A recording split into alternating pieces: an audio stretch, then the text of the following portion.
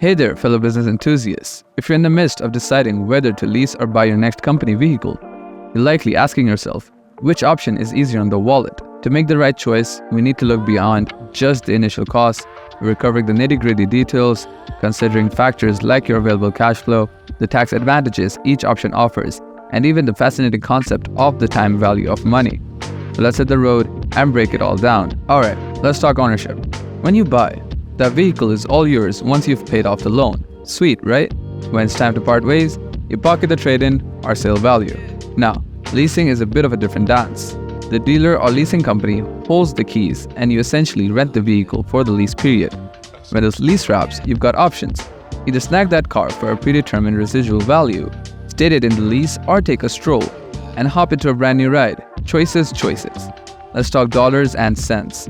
Lease comes with lighter upfront hit and often gentler monthly payments, leaving more cash in your pocket. That's a neat advantage you definitely want to factor into your cost considerations. Now, let's move towards the tax game. Buying and leasing play by different tax rules. If you decide to buy and use the vehicle for your business, you've got some tax tricks up your sleeve.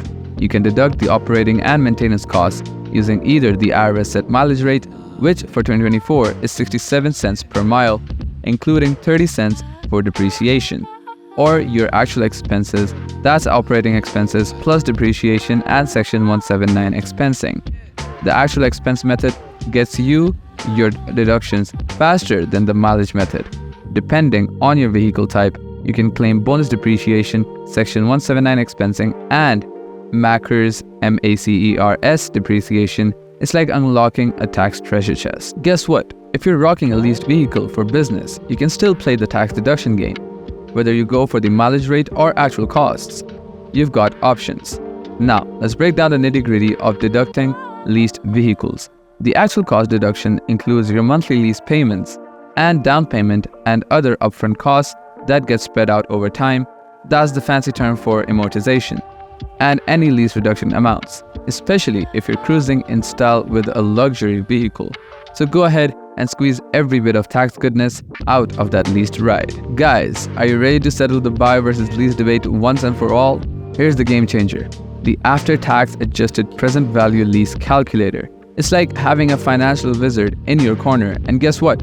We've got the link coming up, but no need to rush there just yet. We've got some explaining to do first. Sit back and relax, we've got your back. Your tool does all the heavy lifting with present value, PV, and tax calculations. When you're ready to dive in, just hit that link and voila! Enter your buy and lease numbers and let the magic happen. Now, let's unravel the magic behind the after-tax adjusted present value method. The wizardry takes the money you're shelling out and the money flowing in, giving it a value in today's dollars for a genuine apples-to-apples comparison. Here's the secret sauce. We start with the question, what's your safe rate of investment return after taxes? Armed with that number, our calculator does its thing, valuing the cash going in and out. Check it out. For buying, the calculator crunches your numbers, finding the net after-tax cost in today's dollars to buy the vehicle. It does this by working its magic on the buy present value, PV, of the purchase, sale, tax benefits, and detriments for leasing. Your numbers come into play again as the calculator finds the net after-tax cost in today's dollars to lease the vehicle.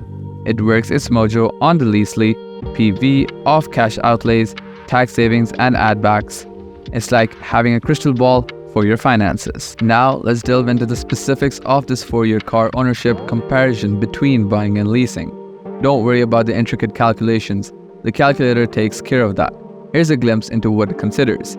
If you decide to buy, the calculator factors in the cash paid at the purchase, the present value PV of total monthly payments for financing, and the PV of tax benefits or detriments related to interest deductions, depreciation, and expected cash from the vehicle's sale. The outcome is the after-tax adjusted present value cost to buy the vehicle for business use. On the leasing side, the calculator looks at the cash paid at lease signing, the PV of monthly lease payments, including the first and last months, and various tax-related aspects, including the PV of security deposits returned, tax savings from lease payments, and the PV of tax effects from lease inclusion amounts.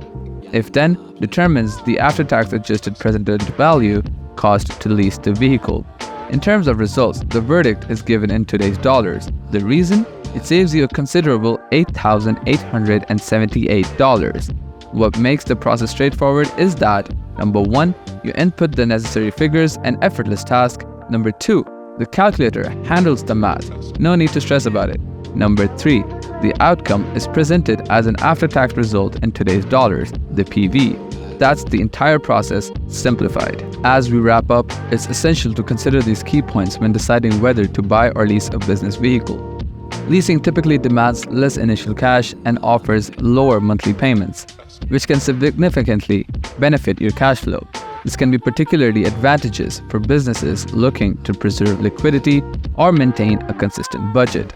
Conversely, buying involves a higher initial cost but grants ownership of the vehicle, which could result in potential resale value down the line. While the upfront investment may be more substantial, owning the vehicle outright can provide long-term financial benefits. When it comes to tax considerations, both options present advantages. Buying enables faster deductions through bonus depreciation and the potential for Section 179 deductions, which can help offset the initial cost of the vehicle.